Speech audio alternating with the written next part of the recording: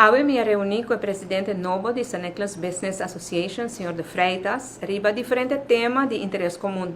Nós temos, já desde que nós temos governo, de promover acaba, nós temos contato com o San Nicolas Business Association, nós estamos considerando partner importante e estratégico para o que trata de desenvolvimento de San Nicolas. Tema que nós trata é a petição de San Nicolas Business Association para nós ter seguinte reunião de ministrat na San Nicolas e aceita a nossa agenda acaba para começo de dezembro. Durante uma reunião assim, no ministrat na San Nicolas, nós temos vários cabos desde o Gabinete Wave Cruz 1 e também 2.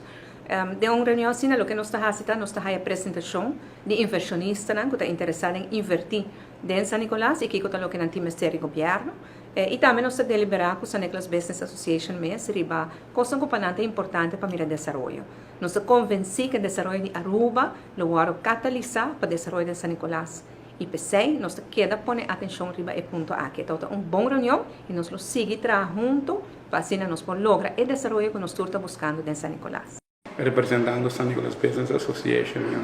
acaba de sair fora de uma reunião com uma empresa que maneira minha contato para a reunião, ela agrimensora, onde ela põe de bom dia que está em maneira que tu lá que você sente mais confortável com você aqui, com o interesse aí para nós papos, nós acaba de ter uma reunião bastante ampla de tudo o qual nós temos ponemos delante, segundo o calendário que nós está trabalhando de baixo, o projeto não está seguindo para San Nicolas, é um que está em processo, que falta para terminar, mas é um que está na caminho. Também a decisão aqui é oficial caminho que é a seguinte ministra, que o guarda tinha trobe na San Nicolas, anto é nanan, nós lo está mais completo, caminhamos por estar mais cerca de decisão, que me envia aqui nossa